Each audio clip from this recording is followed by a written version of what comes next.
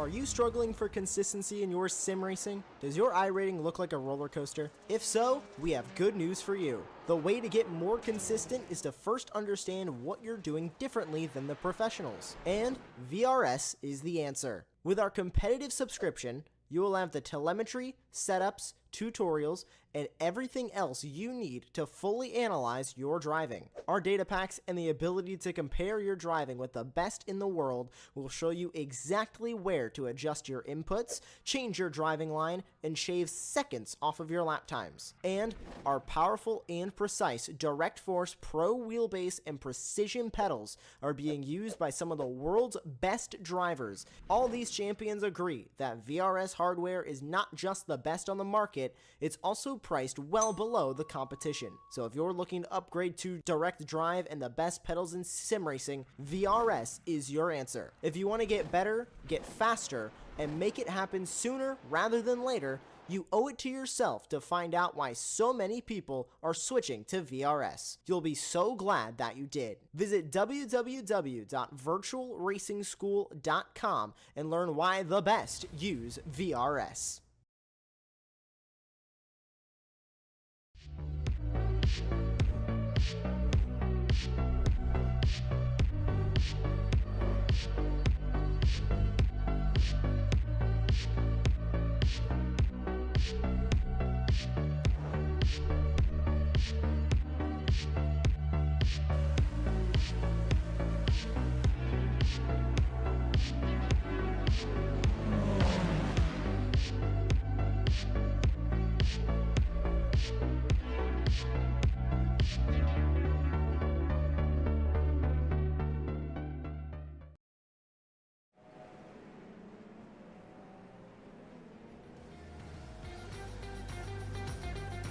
It's time for the 5th round of the Radical Sim Racing European Championship 2024.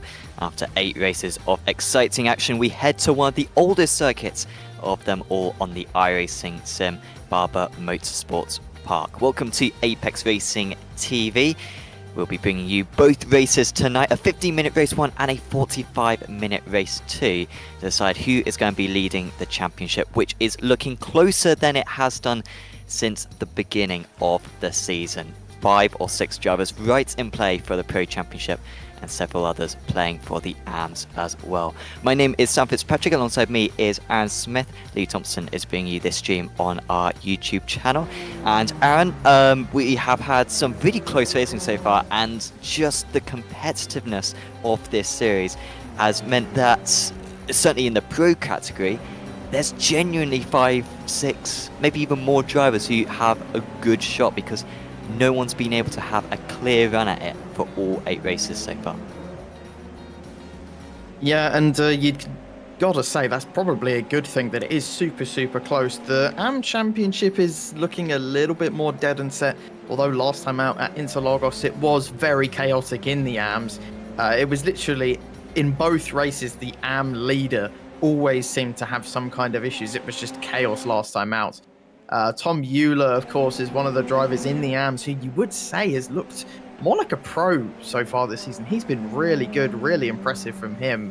But last time out, again, Interlagos just kept running into issues, got more frustrated over the course of the race. The pros looked a bit more sensible throughout that entire 45-minute feature race, and the fuel strategies, of course, came into it. It's something you don't really think about in these radicals, but at the level that some of these guys are at, you just have to. You have to get on with it. And the likes of Christoph Lipp, James Barry, Friedrich, those are the sorts of names we expect to be seeing at the top of the timing sheets at the moment. But currently in this practice session is Gresham Barkin, who we've not really seen too much of so far this season. So could, Barber, we were discussing this before we went live, it's an unorthodox track, doesn't get used too much, not many drivers familiar with it, and, well, let's see what it brings to all 20 of these drivers. Absolutely, it is a unique circuit, this one. A lot of long radius corners, and I understand why a lot of people don't like it, particularly in like a GT car. I imagine like a front wheel car.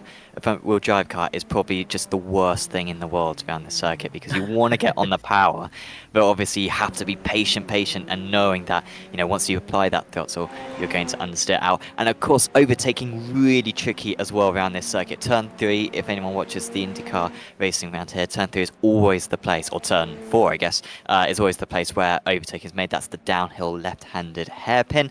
But everywhere else, you are going to have to probably wait behind, maybe hope for a mistake, maybe do that fuel strategy that Aaron was mentioning before. But the drivers now just completing the practice session, and then we'll have a 10-minute qualifying session. The drivers can set a maximum of 4 laps in this qualifying session. So, yeah, they will not be out on circuit for the entire lap, because, or the entire session, because this is one of the shorter circuits we have on the calendar. Yeah, it's only about 1:18, I'd say, in like the average lap time of these cars. And again, Radicals, not the quickest cars in the world, but also not the slowest. So it is incredibly short round here.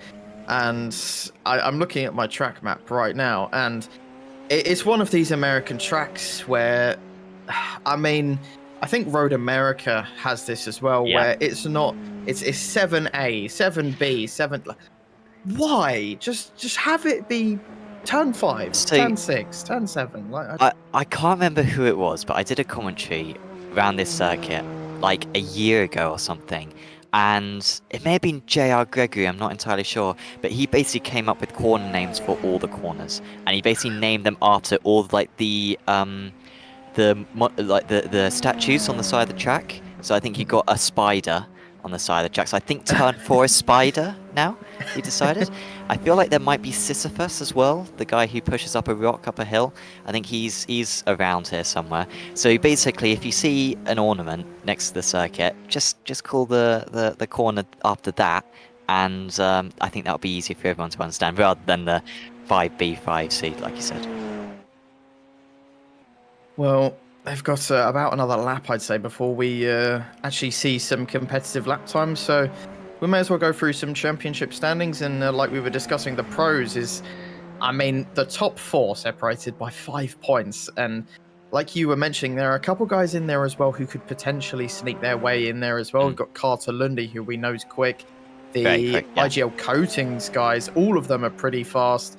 And, you know, this championship could swing one way or another, but we have a fantastic pro championship on our hands at least. Yeah, even Seb Lip as well is one of the most competitive drivers in the series. I think, unfortunately, has missed a few rounds so far this season. I think he's missing tonight as well, so we'll be losing more points. His brother, I assume they're brothers at least, Christoph, is around. I think Seb might still race in the US Championship as well, which, of course, us on Apex Racing TV also broadcast in a few hours' time. But let's have a look as well at the Amateur Championship as it stands. And there is Tom Euler at the top, 18 points clear of Gabriel Berger. And yeah, that one's looking pretty solid for Tom, who has probably been the man to beat on the most part. But I don't know, maybe if I overhype it, but Dorian Leliva, I remember him back at Monza, started out the season so strong, hasn't quite been able to deliver since then. I think his race pace maybe is lacking to Euler, but you know, he's just one of these many names who I think as well still got a chance, even if they have a deficit at this point of the season. Yeah, and well, like we saw last time out at Interlagos, it could just swing any way at any moment. And Euler didn't have the best of races at Interlagos. Had a decent feature race, managed to claw his way back through the field, but my God, was his first 15-minute race interesting, to say the least. And yeah, his qualifying pace seems to be just immaculate. He's always usually top of the timing sheets, but his race pace leaves a little bit to be desired. It's still pretty good compared to rest of the AMs, but you know, as we've been saying, he kind of deserves to be in the pro category, to be honest. And compared to those guys, he is still pretty good, but just a little bit ways to go for the German. But like you said, 18 points at the top is looking comfortable for him. And Leliva, last time out again, just had a really poor round. So yeah, we'll see if he can improve at all over the rest of the season. Yeah, so the times so far in this qualifying session, James Barry up at the top there, you can see 2/10 of a second. Aaron alluded earlier on to Yestrian back and being the fastest man in practice. Fastest man now in qualifying is Christoph Lip, a familiar sight Sebring in particular, he was totally dominant, but yesterday back improving. Dinskas also improving. Gonzaga, so yeah, they've got plenty more, it seems, as Robertson just goes over onto the grass, and that will be a 1x, and that will invalidate this lap time. Yeah, it's a really easy track to do this. It's not got any runoff, pretty much. It's just... And it's one of just those classic tracks, to be honest. It's one that drivers respect, and it's very, very old school. It's not got these, you know, silly runoffs that a lot of tracks nowadays do have. It's just, you know, if you go a bit wide, grass. Nothing, just grass. And maybe if you're lucky, there's a bit of a curb on the exit of a corner, but it's a nice track, this, to be honest. It's mainly to hot lap racing, maybe. Yeah, it leaves a little bit to be desired, but it's definitely a fun lap to just throw the car around on these curbs, down and up hills, as Friedrich looks to be having a little bit of fun on this lap. He hasn't set a lap time as of yet, but of course we expect him to be more or less towards the top. Now coming towards the end of his lap, and the speeds that he's carrying through these corners, you see how brave he has to be. Coming through the final few corners now, just one to go. I'm expecting this to be a good lap time. It seems to be decent, not going to be on pole by any means, but definitely within the top 5 at least, and does go 5th. 8/10 off, though. That is a pretty big gap for, you know, only 1:17 lap time. Very true, very true. As Barry goes even faster, look at that, 0.3 of a second. That is quite the gauntlet. I know that they have been going faster and faster. You know, 17.9 was pole position just a few minutes ago, but I sort of doubt that drivers will be able to beat that, especially seeing that they've only got one more attempt to many of them. Certainly Barry's now on his last attempt, Jestrom Bakken on his last attempt. Christopher Lip does have a couple more, so maybe he's in the best position to put a challenge there. As here comes the number 8 car, was on pole back at Sebring, I recall, and dominated those 2 races. Hasn't quite had that dominance for other rounds, but is always very near the top. And this lap so far, about 1/10 of a second down on James Barry. I doubt he's going to make it up. The last sector is a couple of corners. I think it'll be enough for the front row of the grid, but it will be behind the Brit as he approaches the line. And maybe, oh no, it was, well, he came very close to beating Barry, but it was a good final sector. But yeah, second place for him. Yeah, just looking at those sector times, it looked like in the middle part of the lap, he just struggled a little bit compared to James Barry, and that last sector was just a tiny bit off as well, as Barry goes even faster now. And what you have to say, last lap, though. Yeah, it is his last opportunity to improve, but Grestenbach and Sorensen also have come back into the pits. Lip has got one more lap, Friedrich has got one more lap. So it's basically Friedrich or Lip, realistically, are the only other ones that will be able to challenge for pole. Everyone else seems to be missing the mark a little bit. Shout out to Adam Locke as well, up in 8th place. He's on pole at the moment for the AMS and looks to be dead set on that. So fair play from the Brit. He's managed to get himself a couple of places ahead of Tom Euler.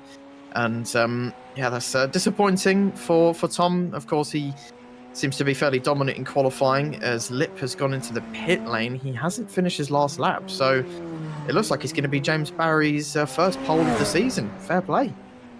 Yeah, I think Lip messed up Sector 2. His Sector 1 was good. His Sector, well, it wasn't his best, but it was still faster than Barry. His Sector 2 was lacking, so I think he realised that he wasn't going to get an improvement. Reitinen across the line and goes 8th. What about Friedrich? Can he get himself onto the 3rd row?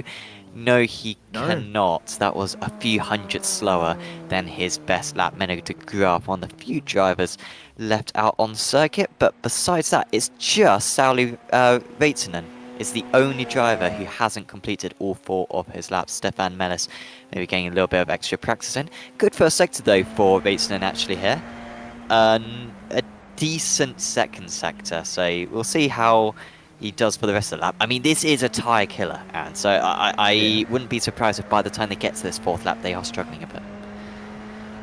Yeah, you're pretty much spot on the money, and I don't even think it's tyre wear, it's just the overheating of those tyres, and these radicals are very famous for overheating them very, very easily, and yeah, just those left-handed tyres, I feel just so bad for them, for corners like this, where you're just pushing the car through, and you can see the car sliding through the second to last corner there of turn 14, now down 15.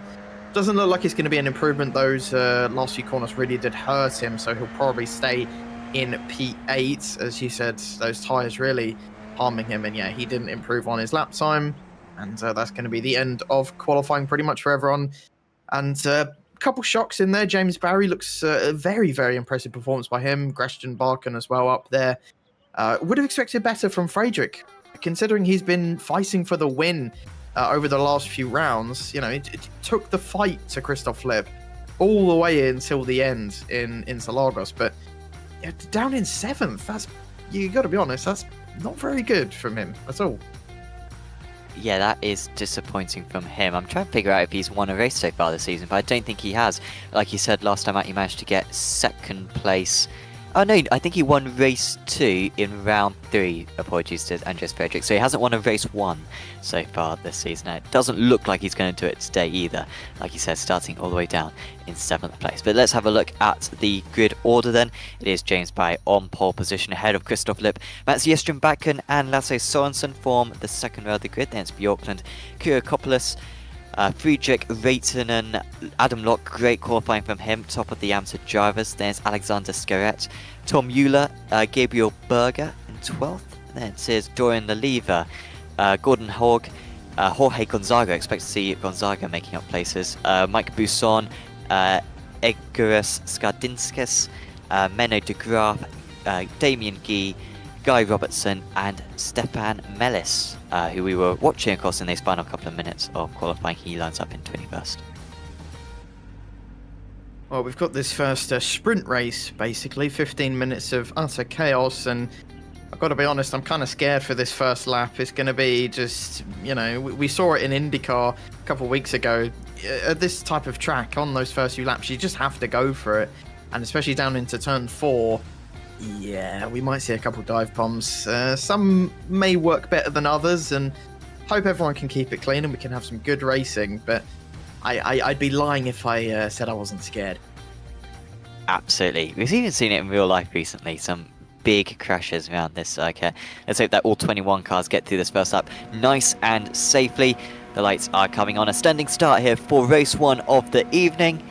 And away we launch. It's an awful start for the pole sitter. He is going to be swallowed up, and Christoph Lipp takes the lead right from the go. It could have been a lot worse for James Barry. He's going to lose at least 2 places. He's trying to recover that 3rd place, but he is going to have to wait in behind. He's down to 4th after just 1 corner after a dreadful launch. Behind him, just 1 or 2 places gained by each of the drivers behind. Poor start for Tom Euler after an already poor qualifying, must be said, as James Barry tries to get back into that 3rd place. He's not able to do it. Lasse Sorensen holding onto the rostrum as there now is a collision where you predicted, Aaron, at turn 4, and everyone seems to be synchronized spinning. Yeah, that's what, about 5 cars, all of them going in synchro. Barry trying to, bumping there. That looked interesting, to say the least, with Sorensen. It looked like they both just didn't want to leave each other any room whatsoever. Now Barry has got Bjorklund right behind him. Shout out to Bjorklund as well, up there in 4th at the moment. Good start from him, as he's now looking in his rearview mirror to Sorensen, as Bjorklund goes a little bit wide but defends the position nicely, and they both go off onto the grass, and that's going to allow Friedrich right on through up into 4th place. So a poor qualifying from Friedrich, but has gained 3 places so far. So it's the podium still on for the German in this race, and 4th place at the moment, not too bad. Still a second away from James Barry. But yeah, speaking of James Barry, what on earth happened at that start?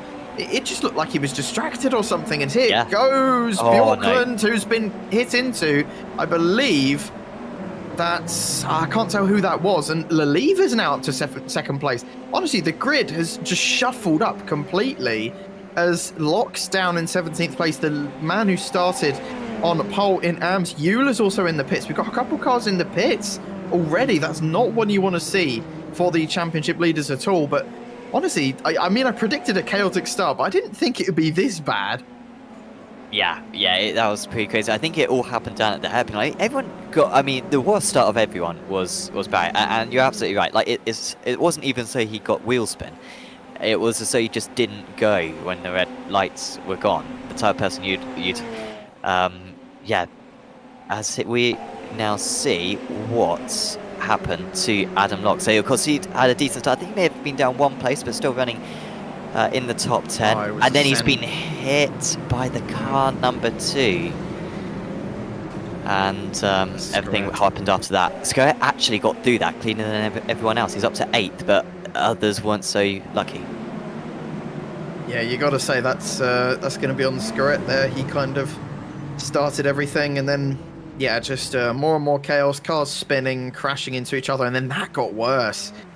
Honestly, you got to feel bad for some of these drivers, but that was all caused by Alexander Scoret, and yeah, like you said, he got through cleanly. He's up to 8th, and he gained from that. And well, we were talking about the lever, how he's been a bit disappointing.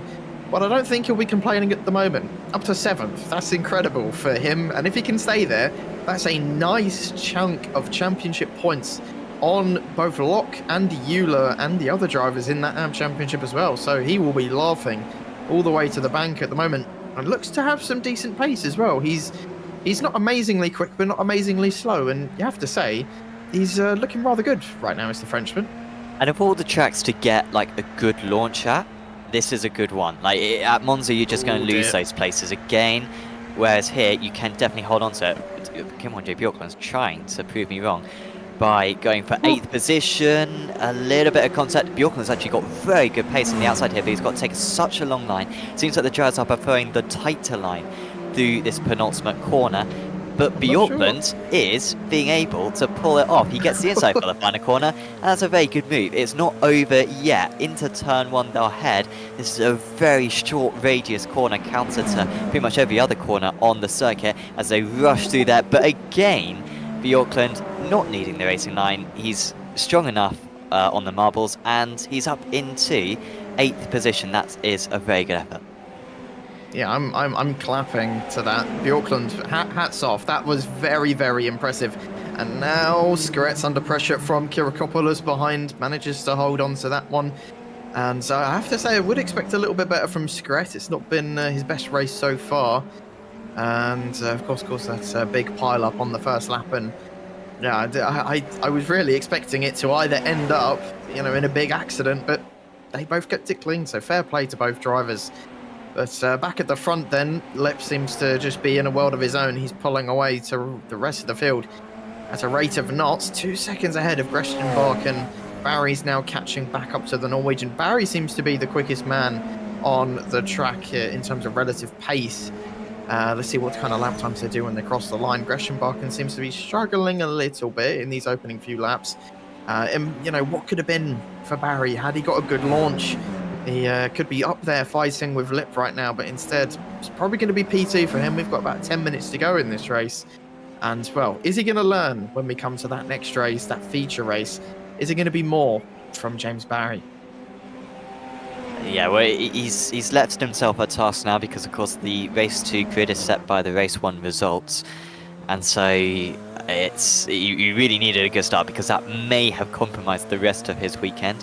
Maybe he can redeem himself by having a stellar start and takes the lead of the race 2, which of course is worth more points. It's basically double points, pretty much, for race 2 compared to race 1. And the drivers also get bonus points for a lack of incidents. So if you get 0 incidents in race 1, you get 1 bonus point. If you get 0 incidents in race 2, you get 2 bonus points. If you get 1 or 2 incidents in race 2, you get 1 bonus point. So basically, you can get up to 3 bonus points per meeting if you get no incidents. And by the way, a race win in race 2 counts for 20 points. A race win for race 1 is 10 points, if that made any sense at all. So it is a motivation, but this is a very tricky track to keep those 1x's down. Yeah, and well, I wouldn't even say the 1x for most of these drivers is the 4. We've seen a lot of car contact today already, and I think the only driver who I can probably say at the moment doesn't have any is Christoph Lipp. He kind of just overtook Barry into turn 1 and it's just stormed off. I don't know if he's got any off tracks at the moment, maybe just had a bit of a wide moment out in the lead, but Christoph Lipp doing fairly well at the moment. Here's Scoret still trying to defend from the Swiss driver of Kirakopoulos. Kirakopoulos has shown some decent pace, had a bit of a poor start, unfortunately, as Scoret has just been stuck behind Bjorklund for these last few laps. Got a bit on that curb and locking up as well. And you have to say, Kirikopoulos probably is going to be eyeing up this move over the next few laps, and wouldn't be surprised this is the battle for P9. Gonzaga as well, they have to worry about. If these two start fighting, the Portuguese driver will just swoop on by, and it can happen at this track. If two drivers get caught up, going wheel to wheel, it really does slow you down at a track like this. People will just overtake you. And of course, we talk a lot about, you know, the championship standings in this series. And whilst the championship lead does matter, and I think it's a source of pride for a lot of the drivers, of course, the main thing that these drivers are fighting for is just a qualification for the World Finals later on in the year. And if it's the top 13 pros who get into that World Finals, and then also the top 10 AMs as well. So some of those drivers, like Skuret and Kirikopoulos, currently on the cusp of getting into that top 13. It's important that they have a good result in order to get within that and have a chance at potentially winning it all come, I think it's December, that final event of the season is. Of course, watching James Barry get very close to Mats Jestrenbacken back there, as Kirikopoulos is still behind Skuret, but Skuret's an awful lot closer now to Bjorklund, who maybe made a small mistake. Yeah, this is going to be the biggest battle that we're watching, and Bjorklund's also catching back up to Leliva as he's been struggling a little bit for pace over these last few laps. Not really surprising. Again, he's not in the same category as these guys, but has just benefited a lot from those opening couple laps and is doing pretty well at the moment, but unfortunately is being drawn into this, 5-car battle now. Nearly becoming 6, to be honest, if anyone else wants to get involved. Oh, he's crashed. Yeah, or he's just coming saw to the that. pits, or both. I'm not I think he's had an incident, or I think he's just gone wide at the second to last corner, nearly gone into the pit lane, which is surprisingly easy to do here, as here is Barry on Jestrenbacken again. It doesn't look like there's much Barry can do at the moment, as defending the inside line round here is basically all that you can do, and the Norwegian is doing that superbly, as Barry just cannot find that little bit of speed, that little bit of a gap that you need in order to overtake round here. And if he can just put his car up the inside or hold some good speed around the outside of a corner and be brave, he'll surely have that position in the bag. But like you said, he's got a championship to think about. And in a point system like this championship, where consistency is really, really key, is it kind of, in this race, it's basically wherever you finish is how many points you're going to score. And yeah, this you just got to be consistent. And I'm not sure that Barry would want to risk going for a dive bomb or risking it round the outside, but at the same time, he's a racing driver, so he's going to want to do some wheel-to-wheel racing, isn't he? Yeah, I think these guys as well have a lot of respect amongst each other. Jestrenbacken, very long-standing radical driver. I remember when I was commentating on the official series a couple of years ago, he was always around, and he's really worked hard to improve his performance. Has Mats, he's really increased his iRacing a lot over time, and James Barry as well is another one of these guys who really commits a lot to the radical. All these guys are, to be fair, like different levels of experience necessarily in the radical. Someone like Kirikopoulos, I think, is maybe one of the most experienced drivers. Gordon Hogg as well, and then you have got a few fresher faces, at least for me, when it comes to like Raidston and Leliva and co. But everyone here, pretty much their main car is the radical, as Skardinskas has gone off the circuit, so that will drop him down. I think he was running in P13. Yeah, I think he was battling with Robertson, and it looks like he's just had a small spin, only lost about 4-ish seconds from that. We'll take a look at what did happen between himself and Robertson. I believe it was between these two anyway, I don't think it was by himself. Getting up to the back of the 50, and yeah, that was a very awkward one, I think. Maybe Robertson just broke super early and Skardinskas wasn't expecting it and just nearly ran into the back of him. It genuinely looked exactly like what O'Ward did a couple of weeks ago. Just got way too late, got a bit disoriented by the car in front, and nearly ran to the back of him. And, well, I don't think he made contact with Robertson, just about avoided him, and dropped down to 16th, unfortunately, for the Lithuanian. And probably won't see him for the rest of this race anyway. So we're going to draw our attention back to this 5-car battle. That's a huge lockup for Bjorkland, and he's gone straight on there. That was a gigantic lockup. I don't think he locked both fronts, but that was absolutely huge, and he's dropped all the way from 8th place down to 11th and kind of outside of this battle now. That's unfortunate. He was having a pretty good race, to be honest, was the Norwegian, and has dropped all the way down outside the top 10. Yeah, it was ahead of Skurat. It would have been a very satisfying position for him to keep, and he was looking good to do it. But yeah, he's just misjudged that. I wonder if, because it's a very useful circuit this in terms of those boards, and you go, all right, I brake at the 3. I wonder if he just didn't brake at the 3 and maybe got confused for that split second and thought, I'll brake at the 2 instead, because that was very late. Yeah, sometimes that happens as a driver. You know, you've been practicing and driving this track for so long, and just that one time you maybe get a bit disoriented. You're focusing on something else, the car in front or whatever. As Christian Barken looks to have let Barry through there fairly easily, didn't fight that one at all.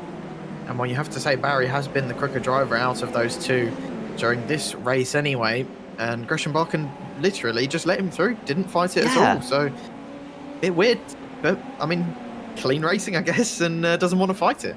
Yeah, I mean, it was a much better exit, to be fair, for Barry coming out turn 2, and I think he would have been, like, ahead going into turn 4, but, like, he wouldn't have been fully ahead. Like, I would have still backed Bakken in that fight, because Bakken would have had the inside, Barry would have had the outside. So, yeah, it is strange that he didn't fight that one, but again, a lot of respect amongst these drivers, and they don't want to have any issues with one another. Will cost a point for Bakken, as we have Robertson versus Guy. I think these two are teammates.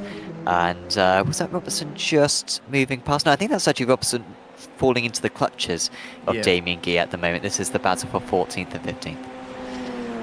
I'm not 100% sure, but I just saw that. I think it was Haug as well who managed to get past them. So there's the white flag. Barney waving it nice and jubilant there. And I can't remember what race it was. I think it was Aragon a couple of days ago where we had duplicate Barney. Not quite sure what was going on there. Just one this time though. And there's a big plonk of smoke. I'm not sure who that's from. And Scaret there defending the inside against Kirakopoulos. Of course, this is the last lap that he's going to be able to battle. There's a lapped car there moving out the way who's I'm not quite sure what's going on with his front bumper there, if I'm being completely honest, but this is just shaking in the wind.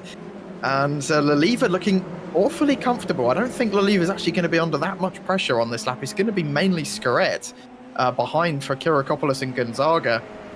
Well, I mean, we're talking about pressure. Well, here's one man who hasn't had any this race. He took the lead into turn 1, got a good start, and kind of drove off. No one's ever seen him again, apart from this moment where he comes around the final corner, crosses the line to win the first race, the first heat race today.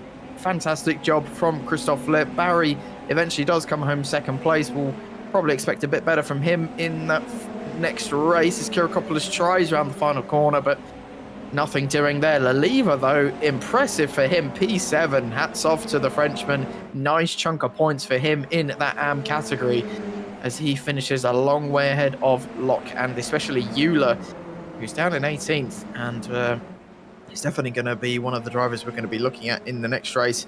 Guy Robertson as well seems to have lost out to Guy in the end, and unfortunately loses out on the AM podium and will come home in 4th in class. And well, it's a very topsy-turvy race. Kind of everything happened on those opening few laps and just spread the field out. Some people had damage, and well, we're probably going to expect a bit cleaner in the next race, aren't we?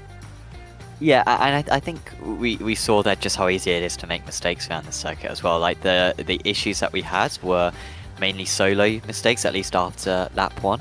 And so it really does just demonstrate the difficulty of this Barber circuit.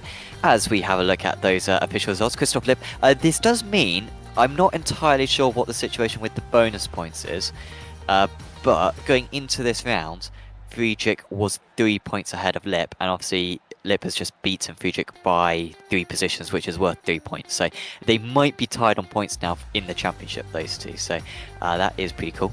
James Barry, still not too far behind them, too far in the championship. In second place, got ahead of Jestrenbakken, Sorensen, Reitinen, Leliva, as you said before, and an amazing result. Top of the amateurs. Skuret, Kyriakopoulos, Skuret maybe getting a penalty though for that lap 1 incident. Gonzaga, Bjorklund, De Graaf, Horg, Guy, Robertson, Skardinskas, Locke, who of course started way up there on pole position. Then Euler is first place in the Amateur Championship.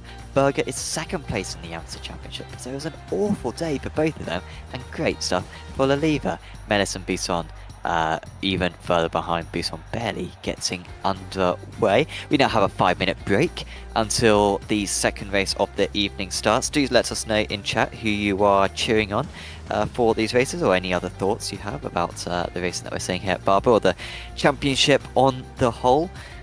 Because we've got 5 minutes, and then we'll be into that 45-minute race too, which will be quite daunting for the drivers, I'm sure.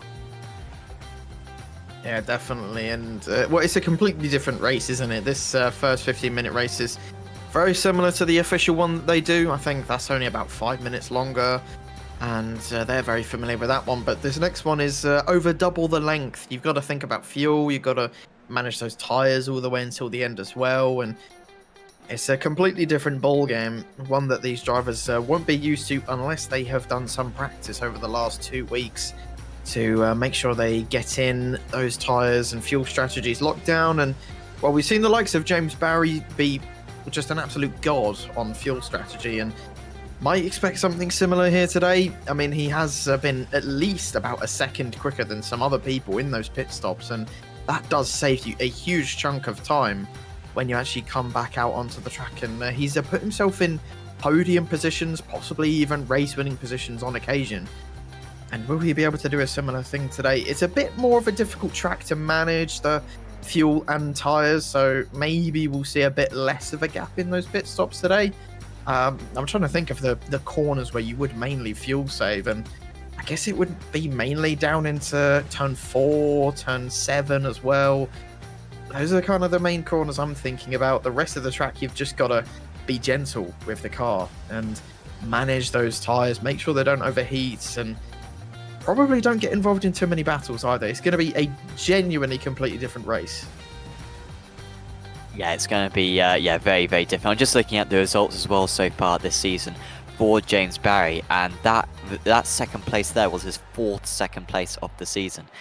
He hasn't won a race, however, this season, and it's actually been 2 in race 1 and 2 in race 2 so far for James Barry. So of anyone who's going to win a race, he should be the one to do it. Christoph Lipp, meanwhile, I think that was his that was his 6th race victory of the season, Christoph Lipp.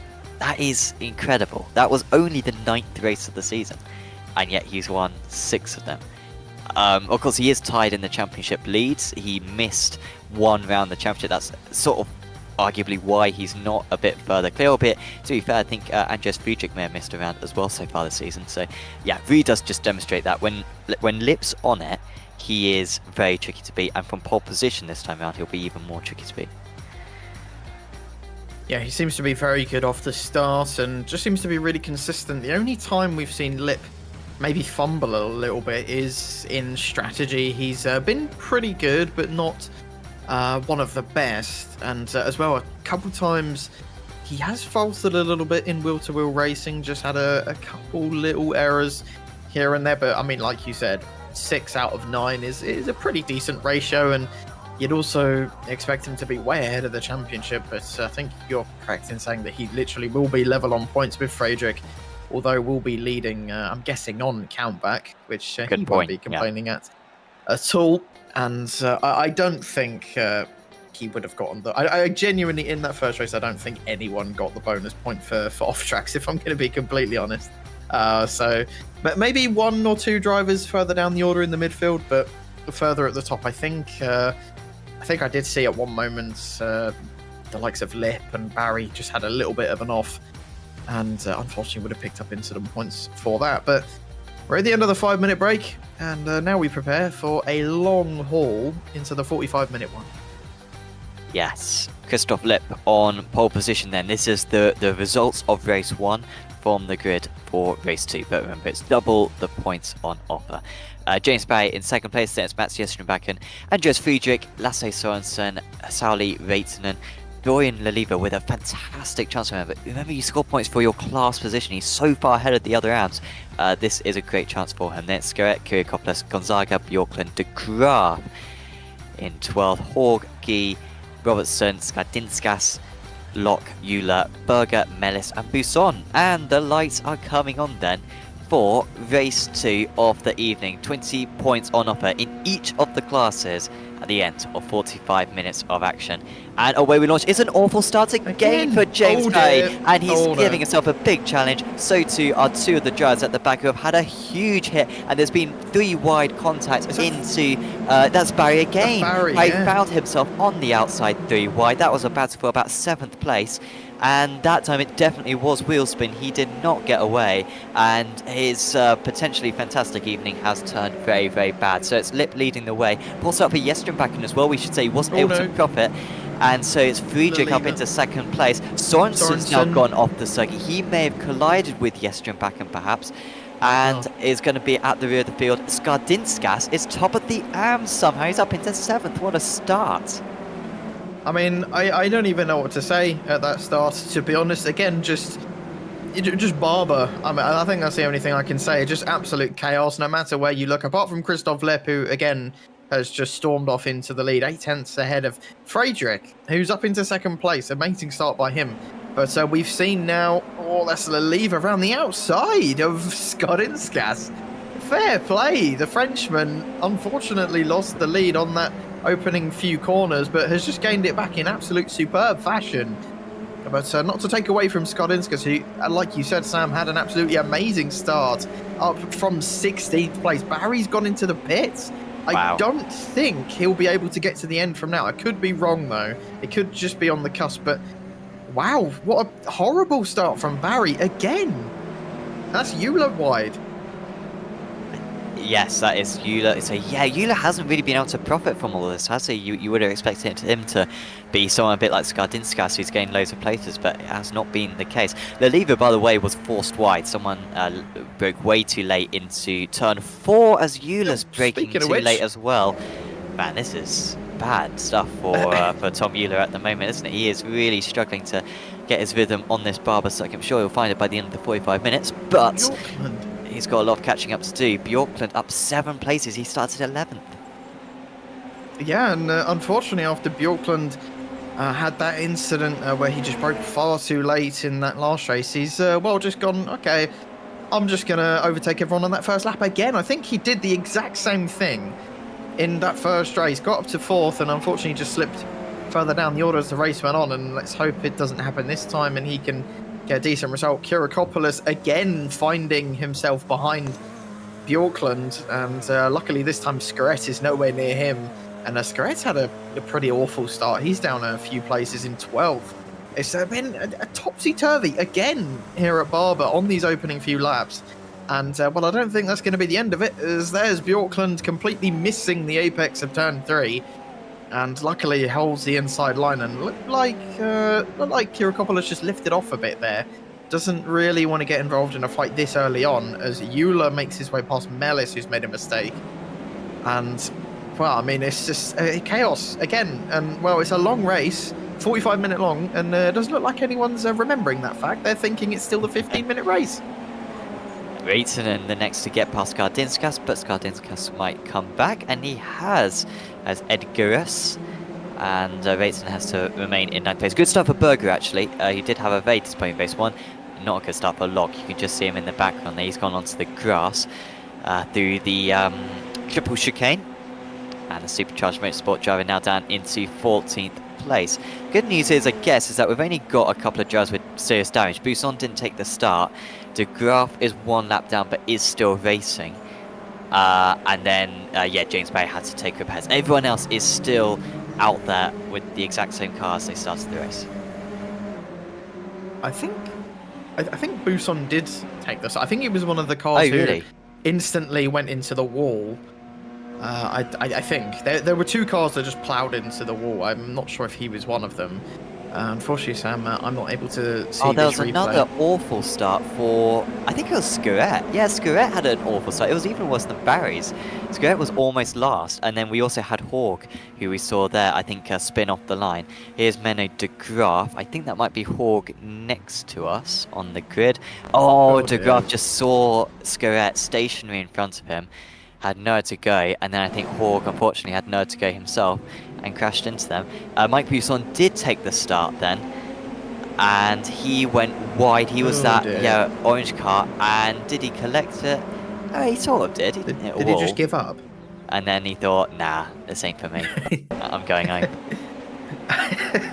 Yeah, I'm surprised he gave up that quickly, but I mean, fair play. He clearly had enough. This is Buisson, just a tiny bit too early on throttle, and just spun the car around, and he's all the way down the order now. Unfortunate for him, and it's easy to do that. These tyres are either too cold or too hot, to be honest. These, there's no. It's very difficult to get these in the sweet spot as Gonzaga makes his way past Bjorklund, as Bjorklund has been overtaken by Kirakopoulos and Gonzaga. Now we missed the overtake from the Swiss driver, who's now up into fourth. Good run from Kirakopoulos this race, it must be said.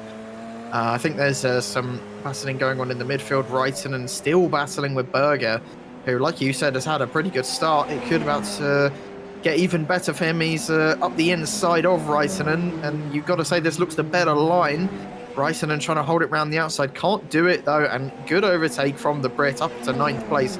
That is third in the AMS, though. Still got Skardinskas and Leliva ahead of him. And it's been a good race for some of the AMS today, and especially the likes of Leliva, who've managed to put themselves up into a place where realistically most of the pros should be. And, well, Leliva, again, like last race, has got about 2.5 second gap to the cars behind. He's looking rather comfortable at the moment. Yeah, very, very good. And I was looking back at the replay from that lap 1, and it was Reitinen who really outbroke himself into turn 3. If we had live stewards, I think Reitinen would be at risk of a penalty, because he locked up and almost forced Leliva, I think he may have done, forced Leliva off the track at turn 4 on lap 1. And despite that, Leliva's been able to come back and is all the way up there in 7th place, gapping the drivers behind. I think Skardinskas might be helping him a little bit on that front as well, because everyone is going to have to make their way past the Lithuanian driver before the end of the race if they want to have an attack on him. Damien Guy is up 2 places so far. He's up into 12th, but he's got a very quick driver, Lasse Sorensen, behind him, who of course got caught up at turn 4 on lap 1. Otherwise, he'd be probably up there in 3rd or 4th place right now. And this is a very, very long race, and I would like to expect that some of the drivers are just going to settle down a little bit over these next few laps. And those especially that first lap, would have cooked those tyres very, very much, especially for some of the drivers that might have gone a bit over the top, maybe had a spin, like the drivers like Sorensen, who is in a decent place at the moment, 13th, about to put a move on Guy as he's trying to find any gap that he can. Guy looks to be trying to defend this one. Very close between those two.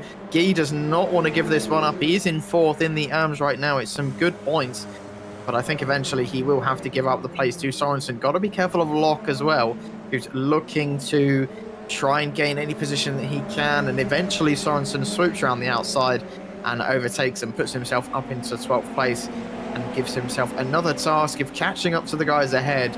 We're about 3 seconds ahead. Locke still trying to find any gap he can. He spins off into turn 1, and Locke's day just keeps getting worse and worse. The man who started on pole in that first race, remember, is down in 15th and a long, long way behind. So what looked like a pretty decent chunk of points for him turns into a game of doom and gloom for him, as Damien Guy again fighting, this time with Tom Euler, who has had a pretty horrid day of his own, but looks like Guy is going to let him by. Might have gotten a slowdown there, and Euler can finally have a bit of fresh air in front of him. But yeah, I know Euler's got a bit of a championship lead and doesn't have to worry too much, but I mean, should he maybe start worrying if performances like this keep happening? Yeah, well, this certainly isn't a good one for him. I'm sure he'll be back to his normal form next time out, like Barber isn't a circuit that we visit too often, and so yeah, compared to like a Spa, you don't go into the practice with a decent baseline. Instead, you're really having to learn the circuit. And I remember, you know, I did a series years ago, back in like the Porsche Cup. It was a multi-class series, and we were like quick on all the rounds apart from Barber. Actually, Barber and Indy Road, actually, we were using the motorcycle Indy Road track, which is probably the worst track in all of iRacing. And yet, we just couldn't get the car dialed in for this circuit whatsoever, so it can be a strange one on that front. Berger is only just ahead of Raitzinen, by the way, so Raitzinen might be able to get past, and he is past. He's up into 9th position now, so I think Berger made that move before, didn't he? But maybe he's made a mistake and the Finnish driver has come back. Yeah, fair play to Raitzinen, and like you said, he's one of the newer drivers in the Radical Cup car, and well, I've seen him a couple times in the officials, a couple times over, I'd say, about the past year and a half, so compared to some of the other drivers who have been doing this since the SR8 days, he is one of the newer drivers. And, you know, we talk often about the SR8 and how so much we miss that car. It just is one of the, I'd say, one of the most iconic cars in iRacing history. Would you agree? Well, drivers were racing the SR8 at this track like in 2010, I think. So like it is a really old car, and this is a very old track as well. So yeah, it's certainly when it's got that much history. One of their longest official series which ran a single car, and yeah, because this SR10 replaced it a couple of years ago. They have made some big improvements to it. Initially it was not a particularly fun car to drive, but it is much better, a lot more powerful as well.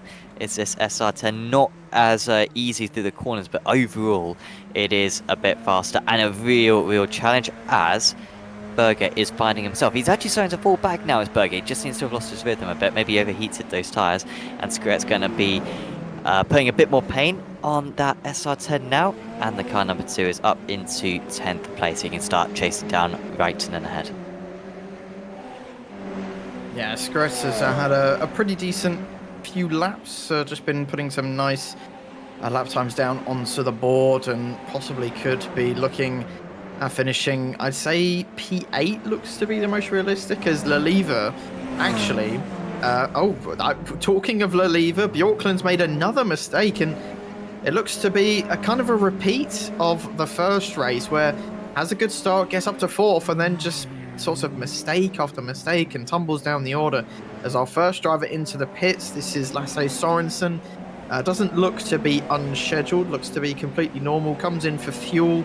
I don't think he will be stopping for tyres at all, as the races we have seen so far, I don't think anyone has taken tyres, just a bit of a splash and dash. Melise comes into the pits as well, a bit early, if I'm going to be honest. Usually some of these drivers go until about the 30-minute mark, but clearly some people were already wanting to get it over and done with. Ooh. Slide for Bjorklund. Does he go? Oh yeah. So he's probably overheated the rear tyres with that initial slide, and then he comes to the next corner, and there's much less grip than normal, and that is why Bjorklund is now down to 7th place behind Leliva. But of all the tracks, this must be one of the lowest fuel consumption circuits of the season, because a lot of it is like medium speed corners where you can sort of carry the speed. Somewhere like Monza where you're accelerating and then decelerating, that's really bad for the fuel. So I think even the drivers who's pitted right at the start of the race might still be able to get to the end. Gordon Haug is missing the front of his car. He has not pitted, at least, so he could come into the pits and get that car fixed. And I don't think it's exactly helping him right now. He is a couple of seconds, nearly 3 seconds a lap off the pace, so not having a nice time, but it's the 71. No, not at all. And, well, he'll definitely want to get that fixed as soon as he comes. I'm surprised he hasn't come into the pits already, to be honest. And maybe he picks it up on that go. lap. I'm not entirely sure. I didn't see anything happen to him, but I mean, that looks like a weird car, right? It almost looks like a single-seater with that. It almost looks like he's got a single-seater nose, basically, as he glitches in and out a bit. But he will be able to go to the end of the race now from here. Yeah, surely. And, well, get that damage fixed. Hopefully he'll improve his lap times as the race goes on. Bjorklund, again, like I was saying, just unfortunately, I don't know if it's mistakes or the pressure or or what, but he gets a really good start. He got up into 4th place in that first race, and then a couple mistakes, maybe a couple poor laps, and he's just tumbled down. And, well, 7th place is still pretty good for the 88, but of course it could be up there in 4th place. And, well, Leliva up to 6th. I know in terms of the championship it still doesn't mean anything, but, you know, he's put in a really good performance as Skardinskas now gets overtaken by Rysonen as well. The Finns having a fairly good race. Barry now overtakes Robertson for 15th. And yeah, this race is just going to be about some of those guys who've already come into the pits. We've got some people who are a bit out of position, who are coming through the field. I think at the top, it's not really going to change too much. I think Lip is really, I mean, incredibly comfortable out in front. I think Frederick is doing well in 2nd place, considering how poor of a qualifying he had. Christian Birken as well, I think, will definitely take a podium. And Kyriakopoulos as well is sitting nice and pretty in 4th place, sort of by himself. So I think for a little bit, it might chill out. Maybe we might get some battles in this group. But for most drivers, it's just going to be about saving as much as you can, getting that fuel extended as long as humanly possible, and then just cruising all the way until the end. So I've had a look at the session settings. It's 66% fuel tank capacity. If it was 100%, they would definitely be able to go the 45 minutes. I'm not sure how far 66% goes. If JR Gregory in chat, who has been putting a couple of comments in, commenting about the race starts, JR, if you know how long the 66% goes, or if anyone else knows, then that would be useful, because yeah, I think it will be tight whether or not they're able to go the 45 minutes round a circuit like this. Other circuits, but oh, Berger's in the wall. Berger has hit the wall. Dipped a wheel onto the grass. That is a very common mistake. Maybe not necessarily in these cars, but in other sort of single-seater categories. If you see IndyCar on iRacing around this track, you'll see that mistake a lot. And it always just seems to pitch you into that wall. He hit it hard, and he will need to come in for repairs.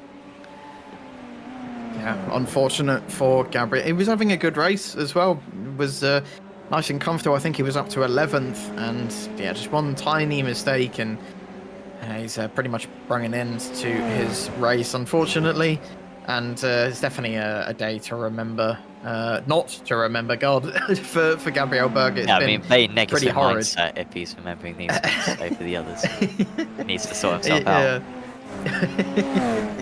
Yeah, you don't want to remember the bad days at all, and especially in a championship like this. Yeah, he'll want to just chuck this one out of the brain and just move on. Probably, if you can, refund Barber, to be honest, and never race on this track again. As I mean, he is still in 14th, let's be honest, but I mean, with that damage, he'll probably slowly fall down the order. He's got Barry literally on his back bottom, and the likes of Adam Locker just storming away nearly 10 seconds ahead now.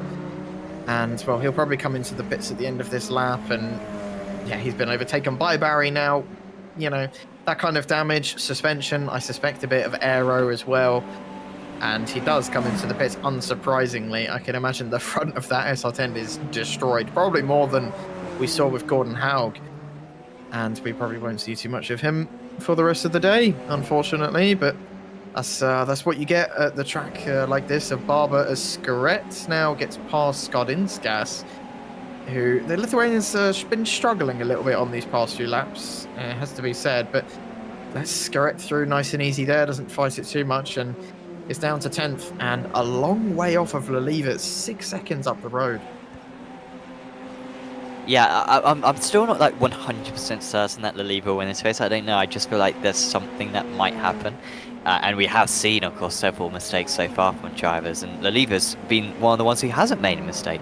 So he's flashing his lights. Does it mean that he's going to come into the pits?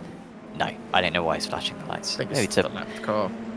Oh, that is a laps car. Very well spotted. Yeah, I thought that was Gonzaga, but no, it was not. There are the amateur drivers, and yeah, Leliva, not just 5.8 seconds ahead, but extending that gap lap after lap. If it keeps on happening like this, he will be probably 15 seconds clear by the end of the event. By the way, we've been talking about, you know, this circuit. And for some reason, I've read through the entire Racing Circuit Store info page on Barber Motorsports Park. I can't remember why, but I've forgotten most of it. But do you know when this circuit opens, Aaron? If I was to guess, I mean, because it's a fairly old track, I'm gonna guess 70s, like 73. Well, okay, 73. As I think Eula may have just got past. No, that was Lock Game past E, by the way, for 12th place. You're totally wrong. 2003. This circuit. Huh? 2003. I know, right? I mean, pretty crazy. Okay, that is quite a shock, if I'm going to be honest. I mean, the only thing I was thinking is I haven't seen anything of this track, like highlights wise or clips wise, Sure. before 2000. So that was what was making me think maybe it's newer than I thought it was, as Berger's now lost another place to Gordon Haug. But yeah, no, I guess the more that I think about it, it makes more sense. But I don't know. I guess I just, because it's a fairly older track, it looks like it anyway. And I don't know. I just thought it would have been like maybe a 60s, 70s era kind of track. But yeah, fair enough. 2003. Yeah, it's just about older than me. Very much feels like a Mid-Ohio or a Mossport, doesn't it? In terms of those style of circuits. And I think Mossport's absolutely ancient. I think that was like 60s. Certainly hosted, I think, the first Canadian Grand Prix in Formula 1. Back in the 60s, I believe, did Mossport. First safety car, I think, was at Mossport as well. Yeah, it's not one of those circuits, though. It is a bike circuit, though, this. Like, it was designed for bikes, and maybe that's why it's got a bit more of an old-school feeling to it when it comes to the grass and the gravel compared to more GT-style circuits. Gardinskas, did he just move into 9th place there? Or I thought I saw some movement, Yeah. so I don't know if Skuret's maybe made a mistake. Right.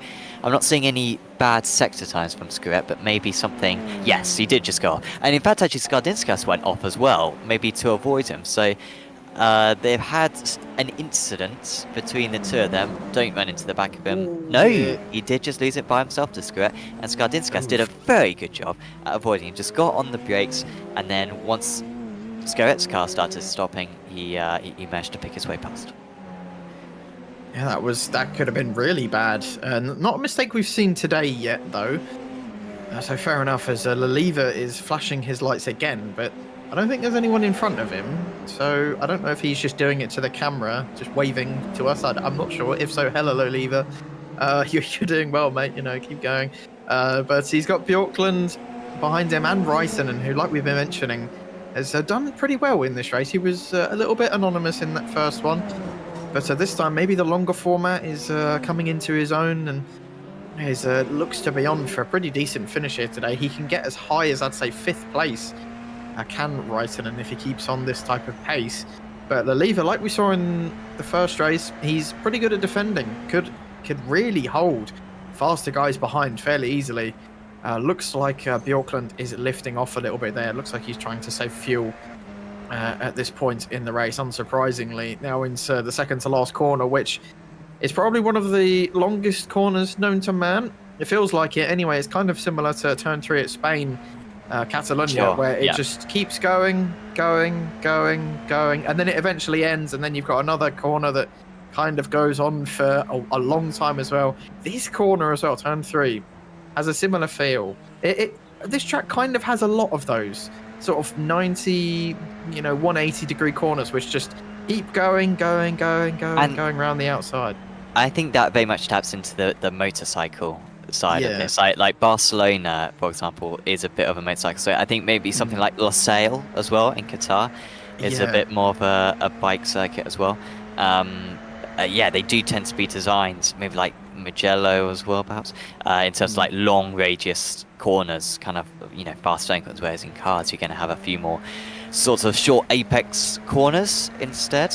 But yeah, not the case on this one. And yes, they navigate through that fast chicane. Is flat out in many cars, not quite in these cars, at least maybe in race trim, maybe in qualifying they'd be willing to push it a little bit further. It depends on how willing the car is to take the curbs on either side. James Barry, by the way, is up into P13. He had already got past Robertson a few laps ago. He's now past Guy as well, so up into P13 overall. We're still unsure if Barry needs to pit again. We are over halfway through this race. He pitted after the 1 lap, did Barry, so if he doesn't need to pit, he could well be up around Kyrikopoulos by the end of the race, I reckon. Yeah, I think you could be spot on there if he keeps on putting down some pretty decent laps. And, you know, like I said, had he, you know, I don't know if he just has bad reaction time or if he just doesn't know how to launch this car properly. I'm not sure. But the second one was definitely wheel spin. I'm not sure about the first one. But it's weird. I'm not sure what the problem is, but it's something Barry definitely needs to improve upon. And had he gotten a good start, you know, put him into a horrible place going into turn one and had that spin and fell right down the order and just got his first pit stop out of the way. But of course, it does mean he's going to be running pretty much on a huge amount of fuel for most of this race. So he's just given himself an even bigger monumental task. Still putting down some good lap times, but of course, not as quick as he probably should be going. And I definitely think he could have been up there with the likes of Lip and Fraser, who, I mean, Lip at this race anyway has been in a world of his own. He's 6.5 seconds ahead of Fraser at the moment and will take the lead of the championship if it stays like this, as Adam Locke comes into the pits from 12th. And that will give another place to James Barry, as he will move up into 12th place instead. But yeah, what could have been for James Barry? But like you say, he still could get a decent result out of today, but surely should have been much better.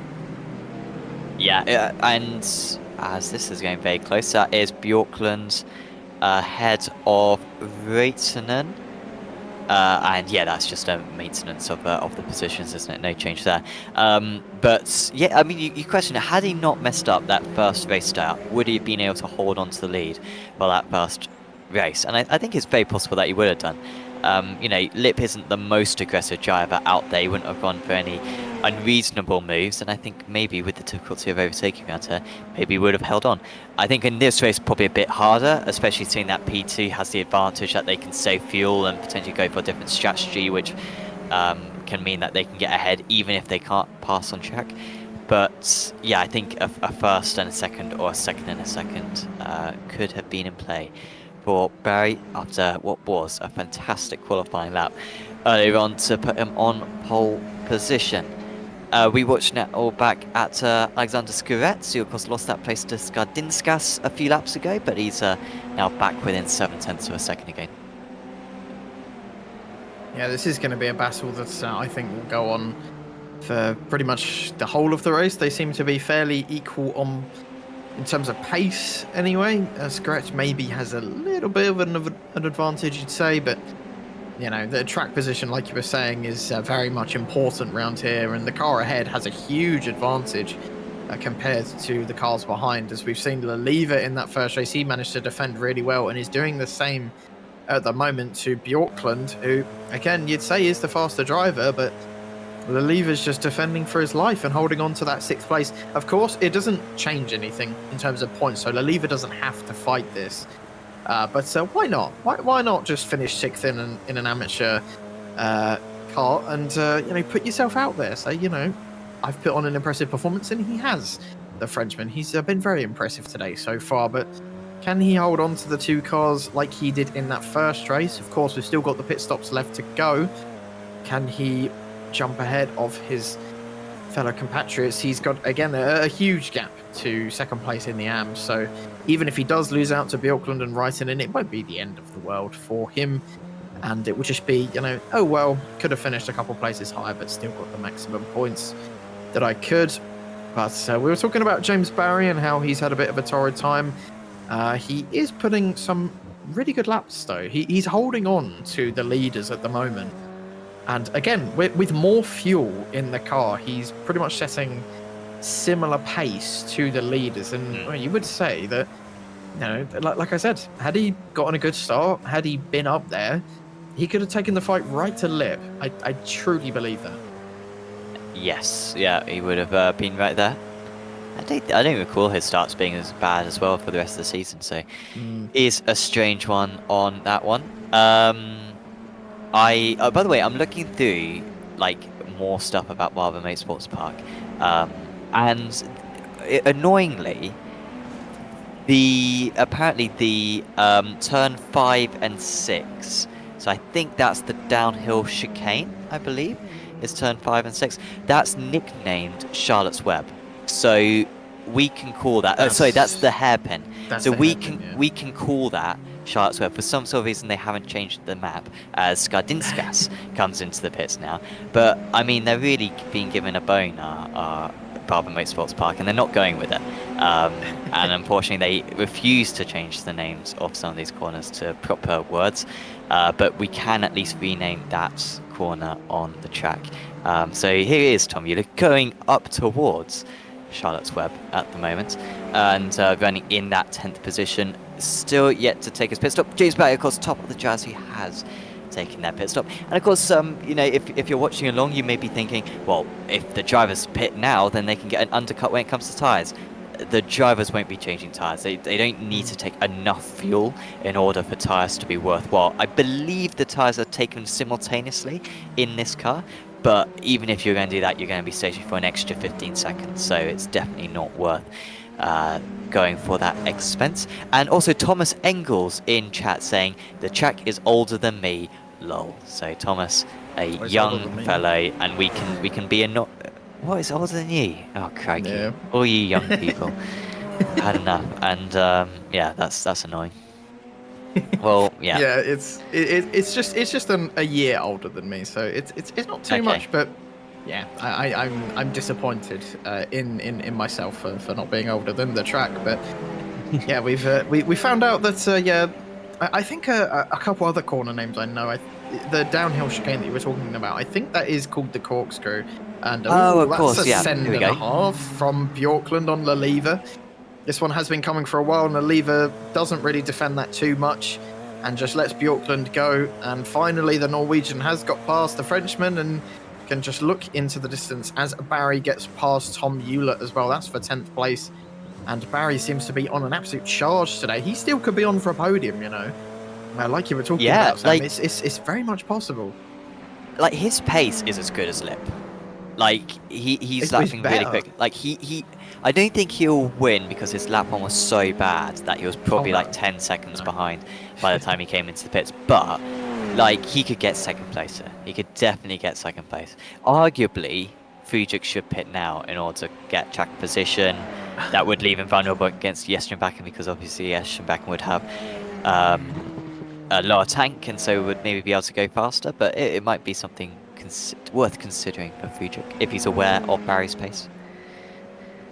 Yeah, it's just a shame because Barry, he's good at fuel saving. We've seen that time and time again, and you know he could have taken the fight to Lip, and it's always annoying when you can see two drivers who very clearly should be racing wheel to wheel, and you know, due to unforeseen circumstances of unfortunately that won't be happening today by the looks of it, unless something shocking happens in the next, you know, 13 odd minutes, which could happen, you never know. But it's unlikely. But you know, Barry's still putting on an impressive performance, and damage limitation very much for him. And another driver that's trying to limit the damage caused by earlier stages in the race. This is Lasse Sorensen, who was up in 3rd place at one point on that opening lap and just had a bit of a spin that's rather ruined his race. But he's just got himself up into 12th, not too bad for him. But I would expect maybe after all the round of pit stops are done, he'll probably be within the top 10. I think that will be my guess. And he'll still get a decent finish, but yeah, he could have had a decent race. But another driver that's just had a bit of misfortune.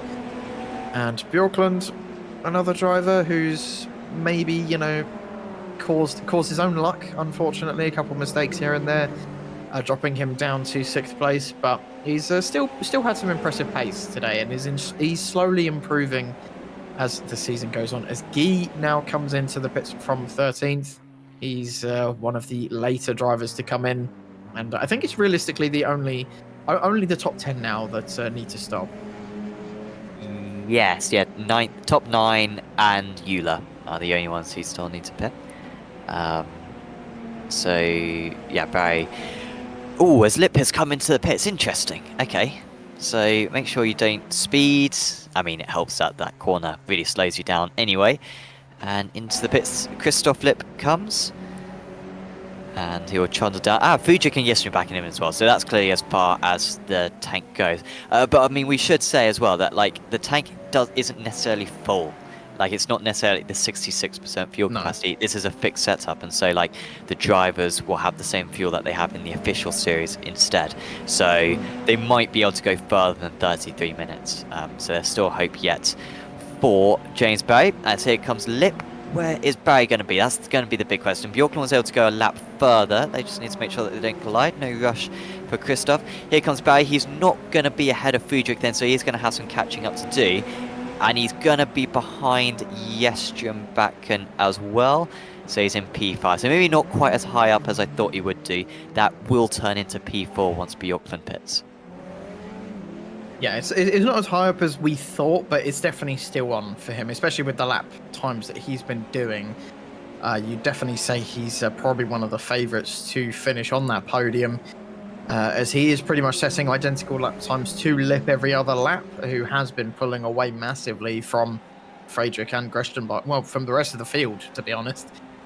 So you definitely say Barry's still on for at least a third. Maybe he could overtake Friedrich as well, if everything goes his way. But 10 minutes to go in this race. Pretty much everyone has stopped bar Bjorklund. And speaking of the man going a bit wide, he definitely thinks this in-lap counts. And, well, of course it does, as he still going. What? Doesn't come into the pit lane. How is he doing this, Anne? What? I don't know. Like, he hasn't pitted, right? Like, he definitely hasn't pitted. He hasn't, no. I mean, he wouldn't be in the lead if he hadn't witchcraft. pitted. So, yeah, this is... I think he's like, I think that spider's got some magical powers on it or something, and he's like harnessing that and the boulder and the other stuff that's around this circuit. So, yeah, well, Lip wants him to pit soon. I mean, he's got 7 seconds, but it's still not a convenience. Well, I mean, maybe. I wouldn't be shocked, Sam, but his pace has been very good considering. I'd be very impressed if he's... Because I don't see him lifting and coasting, but, like, you're not wrong in terms of this is a low fuel consumption circuit, so they're not a million miles away from being able to make it.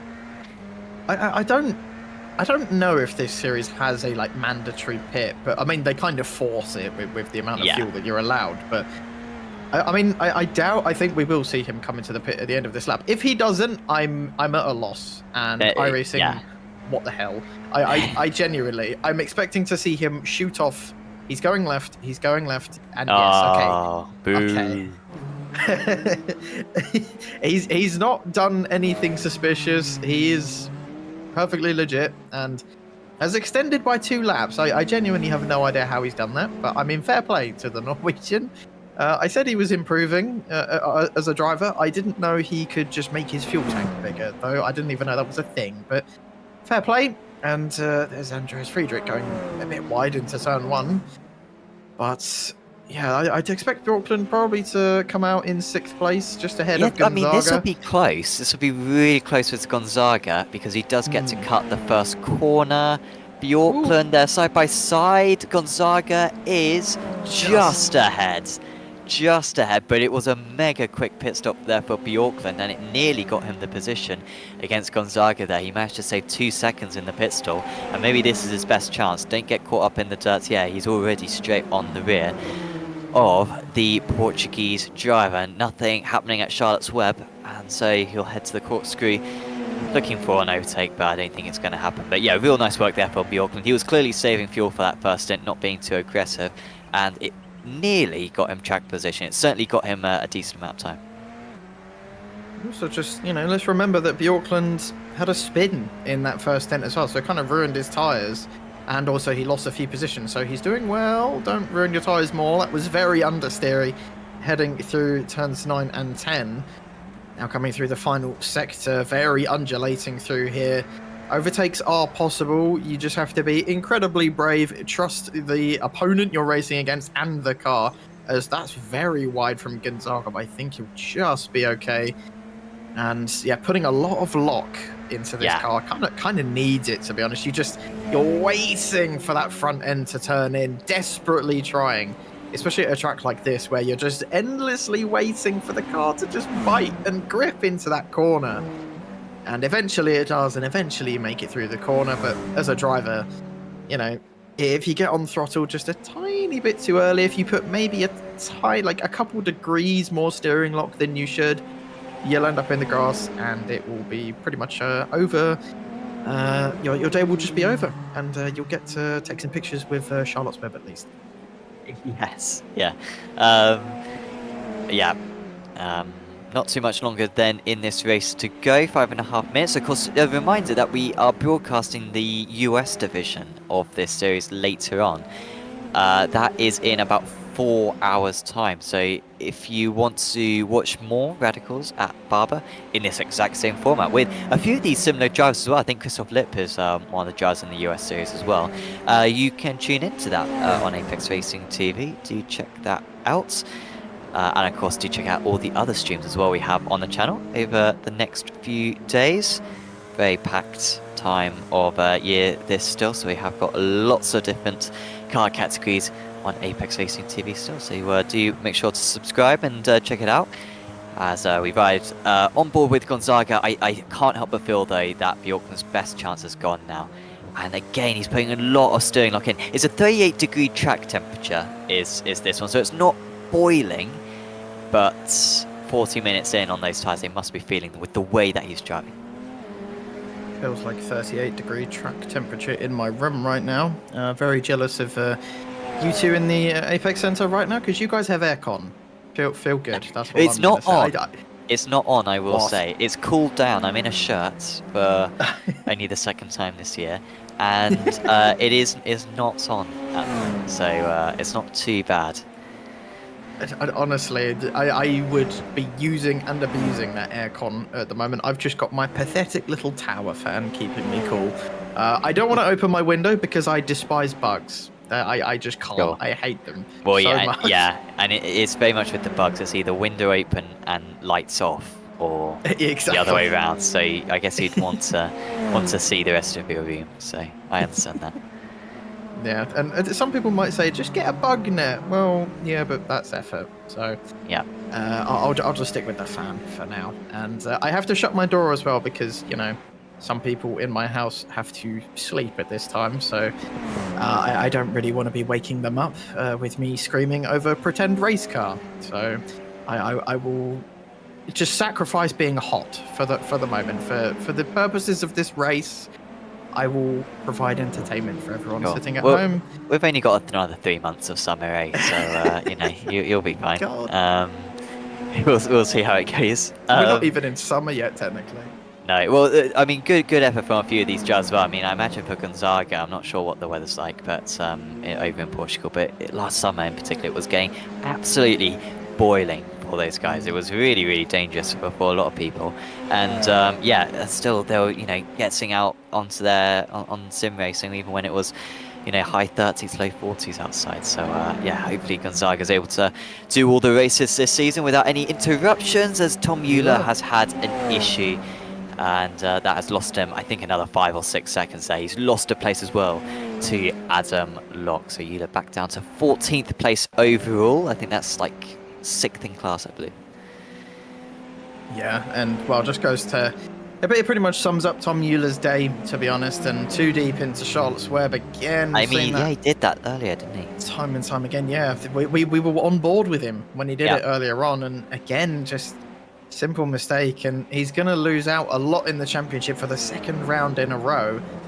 And well, he's still got a comfortable lead, but it's getting less and less comfortable every single time we do one of these races. So he's gonna have to watch his back, is Tom Euler, over the coming rounds. And well, you were talking about the fact that you and Gregory were naming corners last time you did this. The only one I can think of is turns 9 and 10, the late mini chicane. There's a fire engine outside of it. I can't really see anything else, so I guess that mini corner, just call it fire engine corner. That's the only one I can come up with. That's a really good one. No, I think it's here on the left. I don't know if it will pick up on the feed, but there's like a little fire engine on the outside of the track, and it's about the only other thing I can see outside, so we'll just go with that. No, yeah, I'm absolutely down for that one, Fire Engine. For that, we've named after the corners today, so I think we made good progress. I do wonder if we can extend this race by 10 minutes, honestly, because Friedrich, Jestrenback, and Barry is getting really close. Second, third, and fourth. Barry's on an absolute charge, half a second faster than the drivers ahead. And I think if you gave him another 5 minutes, I think he would maybe be able to get up into second place. But unfortunately, this is the penultimate lap of the race that the drivers are on. So they do not have much longer to go for Barry as they go through Barry Engine corner. Other battles going on. There are a few other battles as well, just getting close again. Gonzaga and Bjorklund still not far between. Leliva versus Rayton technically doesn't count for any points, but those two are very close. And Tom Mueller has come into the pits again. I wonder if he's under-fueled. Probably.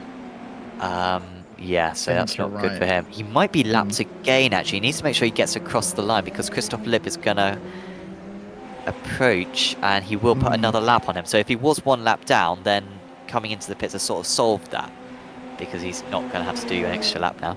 As this is getting very close between Reitzenen, but he can't quite get past. I'm not sure. I think he's stopping. I think Euler has a penalty. If I'm going to be honest, because that's not fuel. Oh, he's on the jacks. He's up on the jacks. He's not going to finish this race then, surely, because Lip will cross the line before he comes back. Oh, no, he is coming back out. Okay, right, okay, good. Might lose out to Robertson, though. Possibly, yes. I think yeah, so Robertson's he has been past. overtaken, yeah. Just about, though. I don't know what that was, because he took tyres as well. Yeah. So that wasn't a penalty, but I'm really confused by that, if I'm going to be honest. He can't even go for fastest lap because this is the last lap, so I don't understand what the point of losing more positions were, because he's lost to Robertson as well, like you mentioned, and that is points, as Leliva has lost out to Reitenen for now, as they are going side by side, and smart there, Leliva eventually, yeah. Oh, as the checker flag is out. Yeah, and it is going to be another race victory for Christoph Lipp. That is 7 out of 10 for Christoph Lipp. And he has got the championship lead now. Friedrich, Jestrenback and Barry, your second, third and fourth. It was so close. Barry maybe needed one more lap. And he could have been on the podium after a woeful 2 starts today. Kyriakopoulos with a nice 5th position there. He'll beat Gonzaga, who will hold on against Bjorklund. And top of the amateur drivers for the second time today, it's going to be Dorian Leliva. It doesn't matter that he dropped behind Reitzenen at the end. He could cruise on that last lap. He beat Skardinskas comfortably. And that is some heavy points for Dorian Leliva, who I think might be up into second place in the championship now. And will not be too far off the championship lead as well. Yeah, that is a good chunk of points, as Leliva takes maximum points from today. Yeah, I'm not sure if that includes his off-tracks as well. We'll see in the points later on if he did get any off-tracks. Of course, he didn't get the bonus point for pole, unfortunately, but I mean, either way, very, very impressive from Leliva. Just been really cool, really smart all race, and like you said, there's a lot of respect between these guys, and definitely goes to show today. And, well, I bought the track for this race, and I've got to say, I'm rather impressed. It was very chaotic throughout, and it provided some good action. And like you said, maybe extend the race a lap or two, and we could have got a 3-way battle for the last few places on the podium. But really good race all round, though. Definitely. And I can confirm, by the way, that Dorian Leliva did get a 0 incident, so he gets a bonus 2 points. Hey. So, nice job from him. I think Christoph Lipp also got 0 incidents as well. Jorge Gonzaga's got 0 incidents. And there may have been 1 or 2 others as well. So, yeah, very good job from all those guys who managed to keep it down. Even those who got 1 or 2 incidents will also get 1 bonus point. So, not bad for them either. There is Christoph Lipp, 7 seconds clear, but he was cruising, it feels like, for the second half of that race.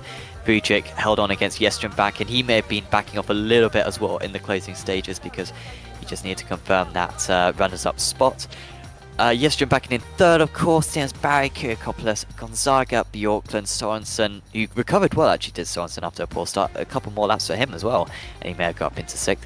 Then it was Reitzenen, Leliva in 10th place, but crucially top of the AMS. Skoret, Skardinskas, Locke, Guy, Horg, Robertson, Euler, de Graaf, Mellis, Berger, and Buisson. Buisson with an awful awful day. He didn't complete a corner in that second race. He just got about 100 meters before retiring. We will have a chat then with a couple of our drivers, and I am going to be selfish and drag up Christoph Lipp, who joins us now. Christoph, congratulations. It's another couple of race victories for yourself. Let's go back to race 1. You're lining up, I think, 3rd on the grid, and you're able to take the lead by the first lap, I think. I mean, talk us through that first lap from your eyes. Yeah, I was in 2nd place for the first race, and James was in 1st. And I was chatting with him that we stay calm in the first few laps, take it easy. But then I think he had a bad start. He told me he's using a new clutch, and so okay, then I went for a fast few first laps, and then was not too difficult anymore rest of the race. And it looked like you sort of did the same thing as well in race 2. To be honest, you got away very comfortably from your race start. Immediately had a gap. Was able to look after it from there. I mean, this circuit, we were saying a few times, has really long radius corners, so were the tyres a particular challenge tonight? Yeah, tyres were definitely a challenge. I mean, the track got warmer and warmer during the whole race, and the tyres went worse and worse, and so I had to play a lot with the brake balance to manage that oversteering behavior. And I think I started with 58.5 brake bias, and I ended up with 63, something like that. So that kept me on the track, but it was tricky. Absolutely, and I guess it was a big concern for yourself about the instance as well, because we saw in race 2 at least you got the 2 bonus points. Were you able to keep away from any instance in race 1 as well? Because if you did, then that would be 3 bonus points across the meeting. I think I had one incident. I left the track a bit. I don't know which turn it is. The right header uphill, and I think that was one incident point. But it was good. It was okay. Absolutely, yeah, and those 2 bonus points for race 2 will be very good for yourself. Next up, we stay in the US. We're going to Road America. I feel like a circuit which is visited quite often by sort of the Radicals official series. How are your feelings towards that circuit? Yeah, I'm looking forward to the circuit. I haven't been driving it, I think, officially in the Radical, but in other cars before. I like it a lot, and looking forward to it. Awesome. Well, we wish you the best of luck for that one, Christoph. Is there anyone you want to give a shout out to? Yeah, to my brother, the other Lip Train member. He's injured. He can't drive, unfortunately. So greetings to him and all the other guys on track. Awesome. Well, hopefully we see Seb back, because it'd be awesome to see him qualify for the World Finals come the end of the year. But thank you very much for joining us, Christoph, and we'll see you next time. Thank you. Bye. Christoph Lipp there, your race winner in both races, and confirming there that you got 2 bonus points as well. Definitely the championship leader now. Aaron, who are you going to have a chat with? Well, I mean, I don't think I need to answer that one for you, but for our viewers at home, we've got Gresham Barkin here up in the interview box. Welcome, Gresham Barkin. It was a fairly good race for you. You ended up on the podium in 3rd, and just talk us through that race from your perspective. Yeah, it was probably one of my most intense races. It's even in Norway, it's starting to get hotter, so it was a struggle all race long. But especially at the end there, when James almost catched up, it was just about trying to make no mistakes, because it's so difficult to pass on this track. I mean, we were talking about the heat. It is it is ridiculous. We're only midway through May, and I'm sweating. We're still in spring, technically. It's ridiculous. But I mean, speaking of heat, out on the track, it was fairly hot as well. Was it difficult to manage the car throughout that 45-minute race, save fuel and tyres, or do you think it was relatively safe cruising until the end? The grip was pretty difficult. Normally the Radical has more grip than on this track, so if you make a small mistake, you can be out of the race. So you need to stay focused for 30 minutes, or was it 45 minutes? I don't even know. So yeah, it was tough. But when Friedrich passed me, I just tried to save the fuel and hope I could take him in the pit. But yeah, it wasn't enough for that. I mean, it was a good result nonetheless. And do you think this is going to be more frequent for you? Do you think you'll have similar pace like you did today? Because you looked fairly quick throughout all of practice, all of qualifying, and in the races as well. Do you think the rest of the season you'll be able to challenge for podiums, maybe even better? Yeah, in fact, I hope so. We have just signed a very, very quick radical driver called Håvard Gulliksen. He's the fastest on this track all week, and I think if he wasn't on my team so we could watch telemetry and work together, I would probably be like 3 or 4 tenths lower.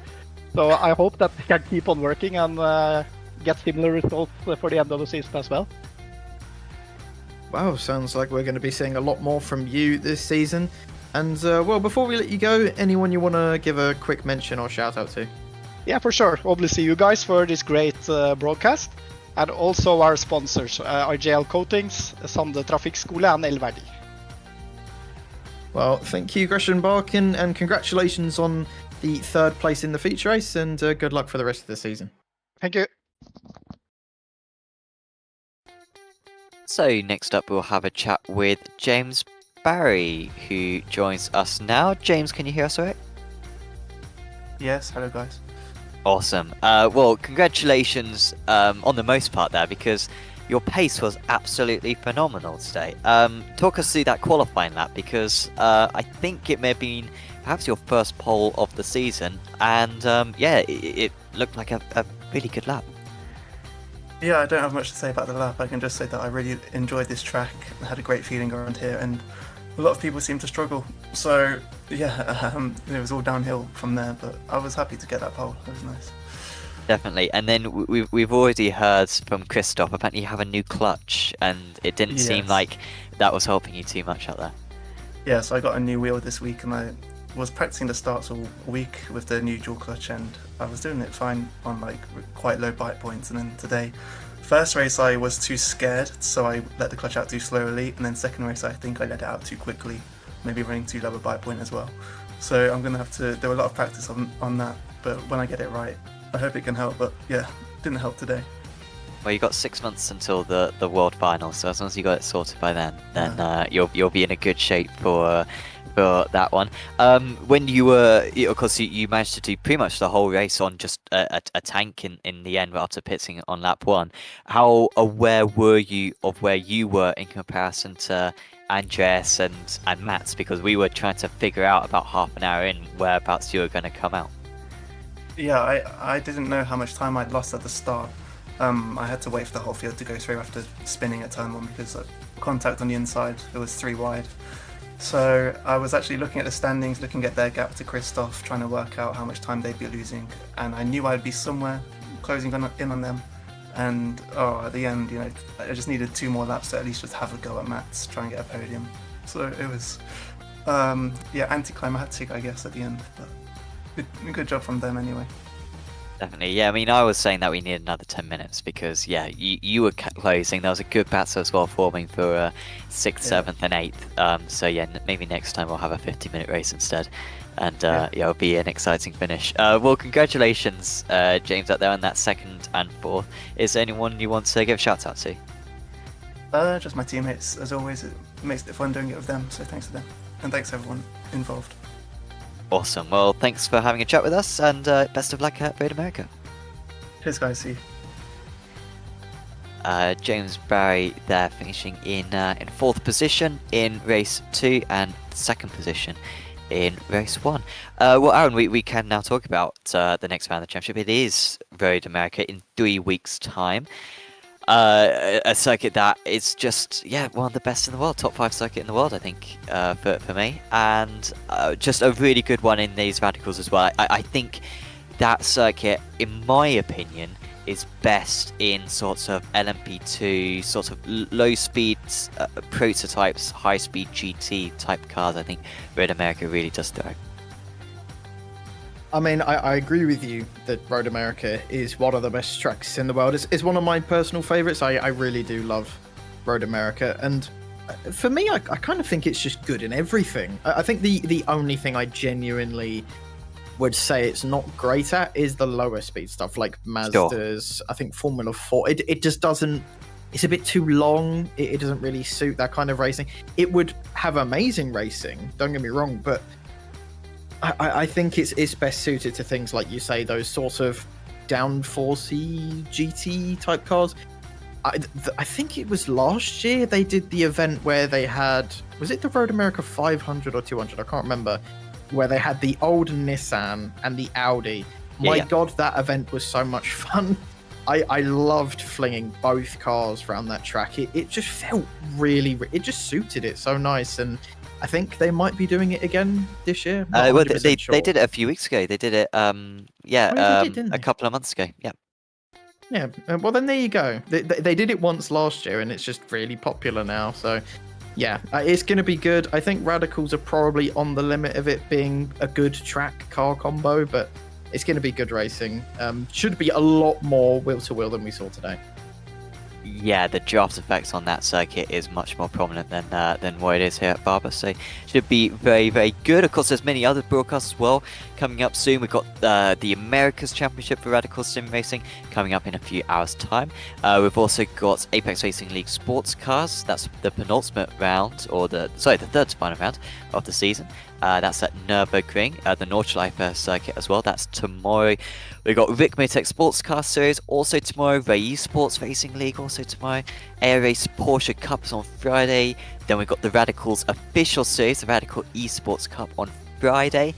Then we've got the Weekend Warriors for the Formula 4 and the Spec Racer 4s next Sunday, and then back to the Aerial Sports Cars again. So loads of stuff happening on Apex Racing TV, and of course do make sure to leave a like on this video, subscribe to the channel, and you can watch many more of our broadcasts. Also check out our social media pages as well on Twitter, Facebook and Instagram to see highlights from a few of our races, along with any big announcements as well we need to tell you about. But for now, from myself, Sam Fitzpatrick, from Aaron Smith and from Lee Thompson, we are going to say goodbye now from Barber Motorsports Park, and we'll see you back in the Radical Sim Racing Europe 2024 Championship at Road America in 3 weeks' time. See you then.